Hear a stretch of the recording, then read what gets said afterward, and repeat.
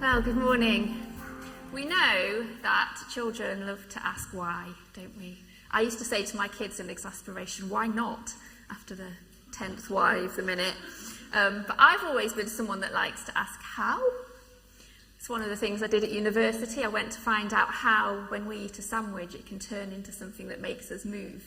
I'm always asking questions like, how does a bird know how to make a nest? It baffles me. Or a spider web, how does it know how to do that? And how does it know that it needs to do that? How come, I ask myself, human beings have built a spaceship that can send a robot to Mars, but we still find it so hard to design a teapot that doesn't dribble when I pour it? I ask myself often. Maybe you ask how on a more personal level. How is my dream going to come true? How can things possibly get better in my situation? How am I going to stop being this or start doing this? Maybe you read God's promises in the Bible, or you've even had a prophecy from someone about a situation, and you think, that's great, God, but how? I don't see how. Maybe you hear people pray amazing, faithful prayers, and you think, oh, that would be great, but I just don't see how. I think the verses in the Bible this morning are answering a question of how. And if we're how askers, we're not the first. It's what Mary said when the angel Gabriel came to her and said, you're going to give birth to the Messiah. How? Zachariah said it a little bit earlier when the angel came to him and said, you're going to be a father. How can I be sure? That's the same question Abraham said. So if you're asking how, that's okay. But we're going to hear a little bit of God's answer from that. As we've been working through Isaiah 40, we've heard some promises from God spoken to the Israelites who are going to be conquered by an enemy nation, and they're going to be taken into exile for 70 years. And God starts to speak promises to encourage them while they're there about how they're going to come back one day. And Jerusalem is in ruins, it's rubble, the temple's been destroyed, everything's gone. And God's saying, you're going to see my glory. I'm going to save you. It's going to be good. And I'm quite sure the Israelites must have been asking, how? We're nothing. We're nobody. We're weak. We're small. We're miles away. We can't even remember living in Israel anymore. And I believe these verses this morning from Isaiah 40 are an answer to that. And I'm hoping Joy is going to come and read them for us.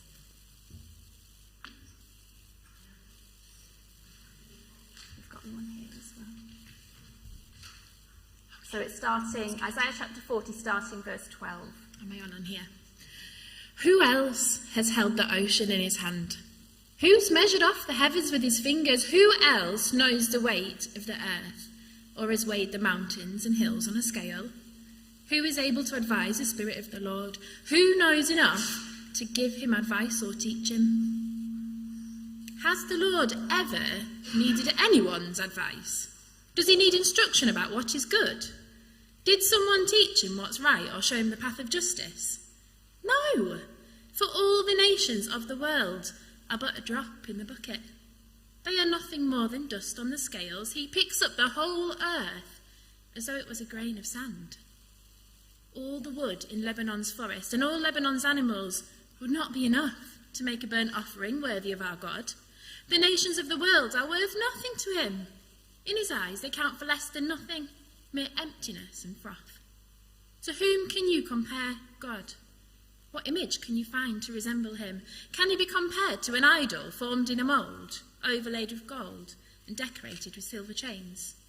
Or if people are too poor for that, they might at least choose wood that won't decay and a skilled craftsman to carve an image that won't fall down.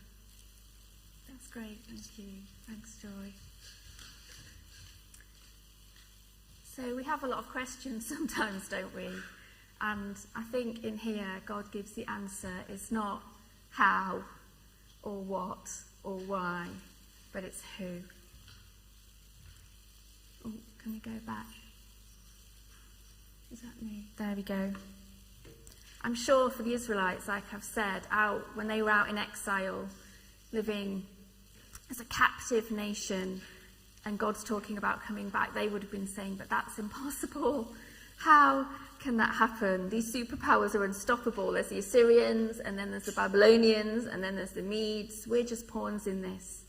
Have you ever been In a situation where you've looked out and just thought, but it's too late, it's all ruined, it's broken, it's destroyed, or the obstacles are too big and it's impossible, and I cannot see how God could possibly make a way here or solve this problem. Maybe you've come up with a solution that might just work while you've been lying awake at night, worrying and wondering about a situation. So you come to God and you say, God, please, can this happen? I've had a really good idea, I've said to God before. God, I've got an idea of how we can sort this, how we can solve the problem. And we ask and we pray, and that becomes our prayer, and that becomes our focus. This is the answer, this is the way out. And then it doesn't happen. And we're left wondering why. Maybe the complete opposite happens and we think, well, that's it. That was our only hope, God, and it's failed. I've been there, if I'm honest with us.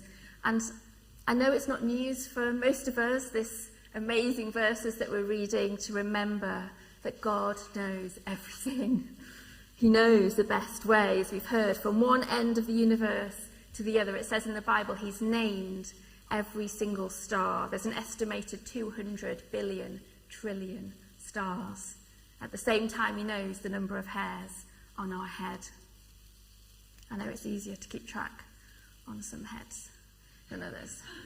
He knew how to create everything out of nothing. Life in all its complexity, its diversity. He made animals to breathe in oxygen and breathe out carbon dioxide, and then trees to take in the oxygen and breathe out the carbon dioxide. How it all interacts and coexists so that life can thrive. In those verses, it talks about he holds the ocean in his hand. He knows the weight of the mountain. At the same time, he knows every ant. There's 1 quadrillion ants.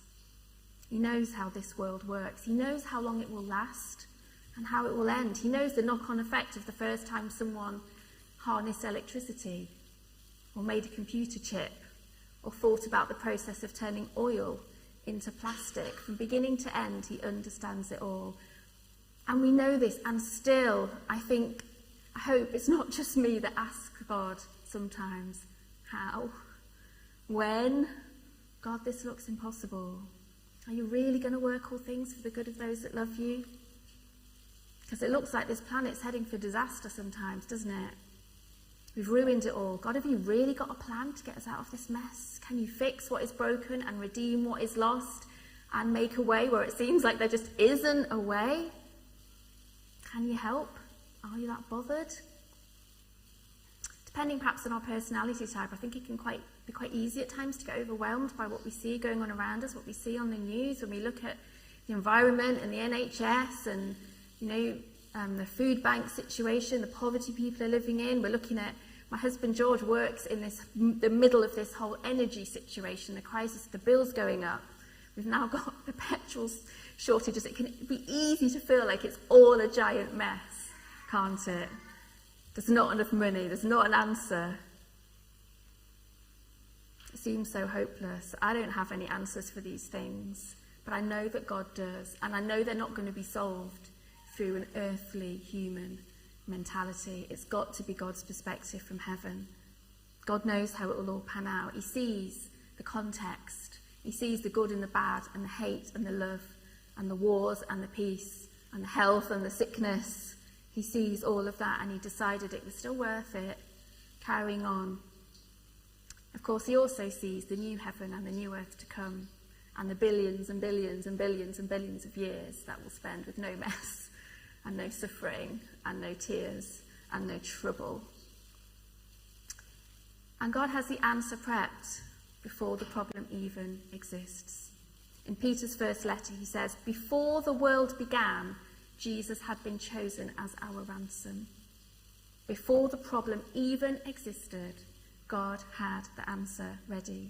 We would surely, as humans, have looked at this fallen world and the mess it's in, and the people who just keep making it worse, all the terrible things we can do, the shame and the guilt that people carry, how far things have fallen from when God first made this world and it was good. How easy would it be for us to look at that and think, it's too late, it's a waste of time, it's hopeless.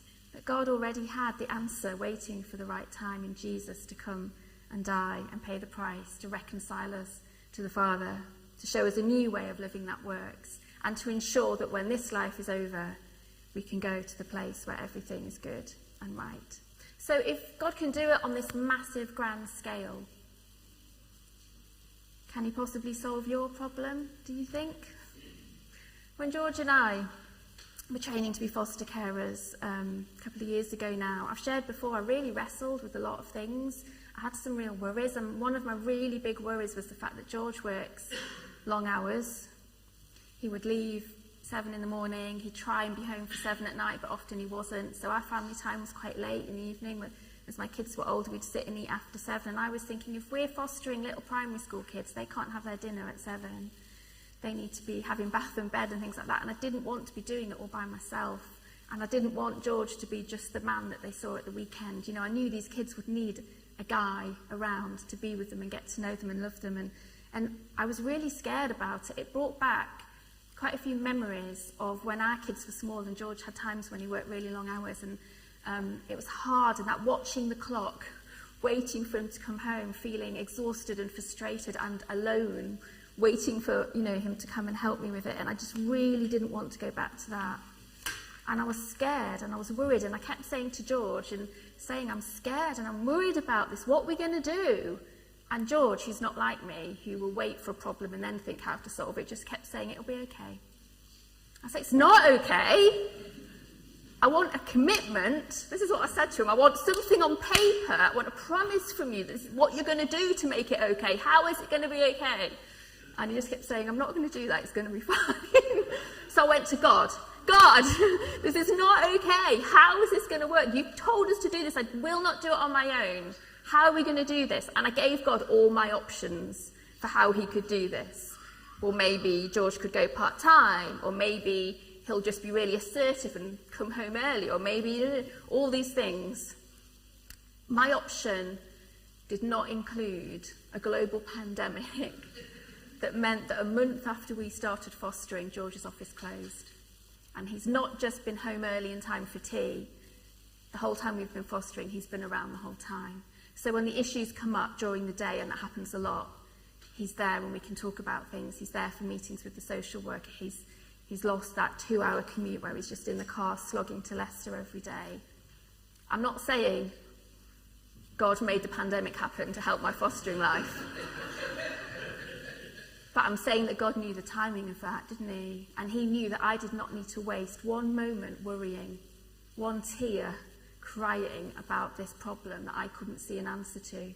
Because God called us to fostering. And when he calls you to something, he doesn't just give you what you need to scrape by. That was what I thought, well, God, you're just going to have to give me the energy to do it.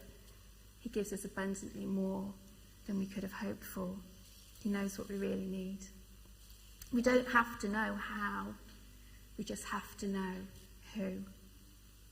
And that's not to say that we don't live with many more mysteries and heartbreaks and unanswered prayers Naomi's talked about, and grief and struggles.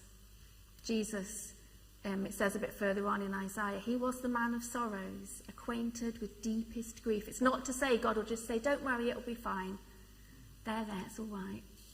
What are you worrying for? But it means that we can trust him, and we can hold on to the great times when we do see those amazing answers to prayer, and trust him. If he could do that, he could do whatever, even in the times when I don't understand. There are lots of things we won't understand, but I do understand that God understands and that he's good and he's faithful. I know in whom I have believed. Paul, at the end of his life, when he's in prison, he's looking to die for his faith. He writes to Timothy, his spiritual son, and he says, I'm not ashamed because I know the one in whom I trust. I think sometimes people walk away from church, they give up on God and on faith because they've got so embroiled in the how and the why, they've stopped focusing on the who.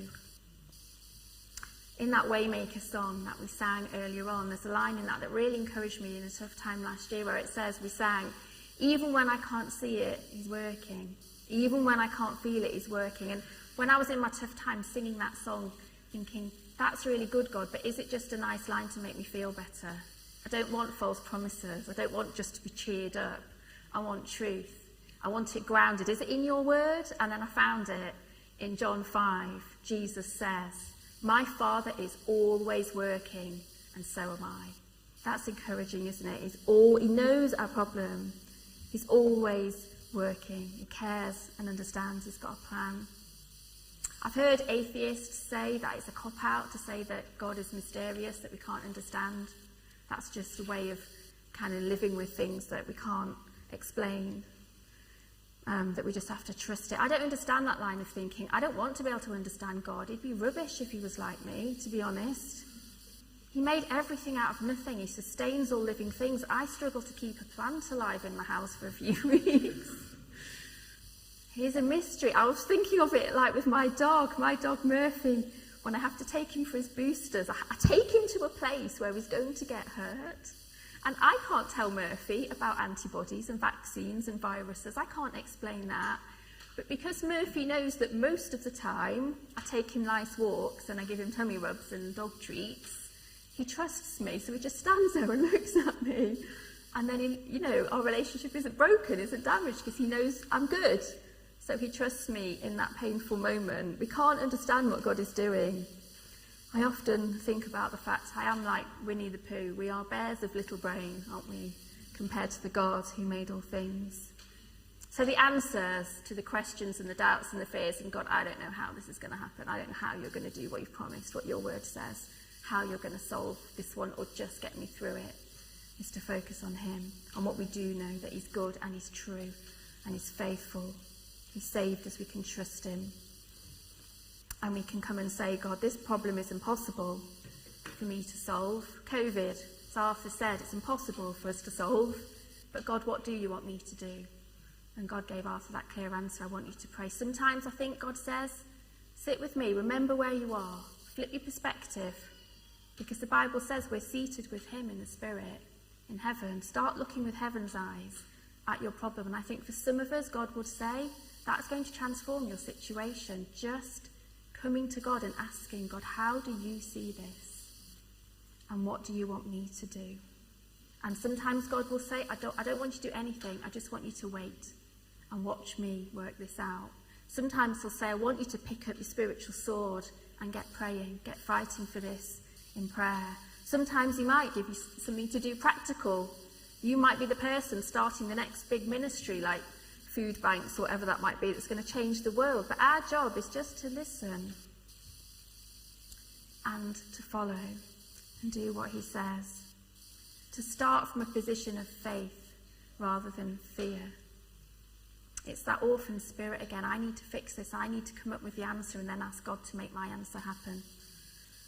I've got to think up the solution that then leads to that despair and that panic when we can't. Your Father in heaven is not worried about what you're worrying about. He's not panicked. He's not confused. He's not shocked. He's not overwhelmed. He might not be happy about it. He might be angry. And he might be deeply moved. Jesus felt those things. But he's not wondering what to do. When we need to work everything out first, instead of holding on to God's promise, we leave no room for the miracle there.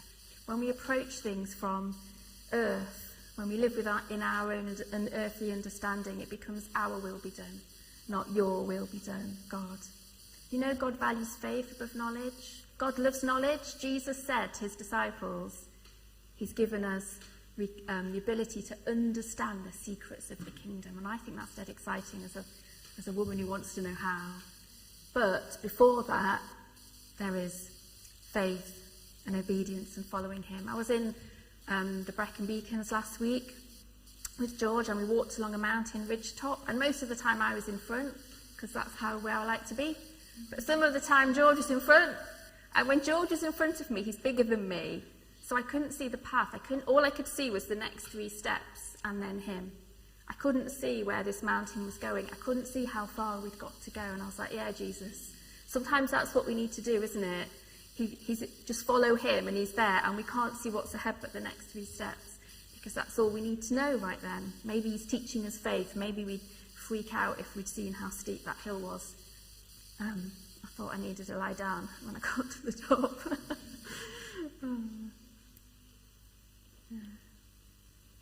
Verse 14, as Joy read for us, has the Lord ever needed anyone's advice? The answer to that, if you're not sure, is no.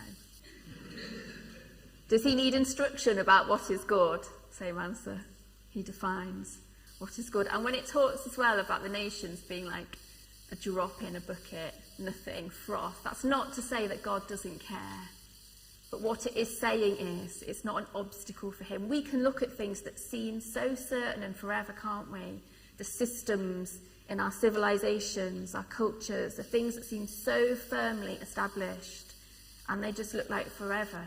But God knows. They're no way an obstacle to him seeing his plans, his purposes for the world come about. And in the final verse that Joy read there, it talks about comparing God to idols. That enemy nation that conquered Israel, that huge, mighty force, they were trusting in idols. That's who they were looking to. Not many of us worship idols these days. I do know people who put their trust in crystals. I do know someone that was once called herself a Christian and now worships the moon instead of the one who made the moon or who made crystals. But an idol really is anything we place above God, isn't it? That we give trust to and power to solve our problem. What are you looking to? It might be yourself. If I work really hard, I'll get that career that I want, and that may well be true. God might have a different plan though, mightn't he? If I do this and that, then my kids will be problem-free. If I'm nice things will happen to me. That's religion sometimes as an idol, isn't it? If I pray enough, if I'm good, I will have a happy life, or I will be enough, or whatever it is that you're looking for. Forgetting that God's goal for you is not to have a happy life. Sorry if you're a Christian and no one's ever told you that. It's to know him more and to be more like him and to see his kingdom come. And then we get eternity. That's a happy life. It is coming, just not always yet. But one final reassurance then, just as I finish. God knows the end of the story. The God who holds this earth in his hand, it says it's like a speck to him. He wins. We know that because he's already won. And we can look at the problems going on, even in the church sometimes, can't we? And just think, God, what is going to happen? But God's church will live on. Evil won't win, and hate won't win. It's already lost. COVID won't win. God already has the victory. Those who seek to eliminate faith in Christianity, they're not going to succeed because God has said he'll build his church. We don't have to fear on his behalf. God does not need us to defend him. He's not worried about that. He's got a plan. But we are called to trust him. Or if you're in a point where you feel like you can't trust him yet with your head or your heart, trust him with your actions, trust him with your life. And as you step out and do that, you'll learn. He'll prove it to you. He's trustworthy. We're called to bring him our problems and the issues we see in the world and to ask him, okay, God, I don't see an answer here, but what do you want me to do? And then to follow what it is he says as we listen and put our faith and our hope in the one who is faithful. Amen. So we are going to sing. We are going to sing a song that I have been singing every day for months. Usually the same line over and over and over again. Great is your faithfulness. If you're ever walking in the woods and you hear this line over and over again, it's me. Because we need to remind ourselves sometimes, don't we? And it's true. He is our provider. He knows what we need. He knows the answer. I'll sing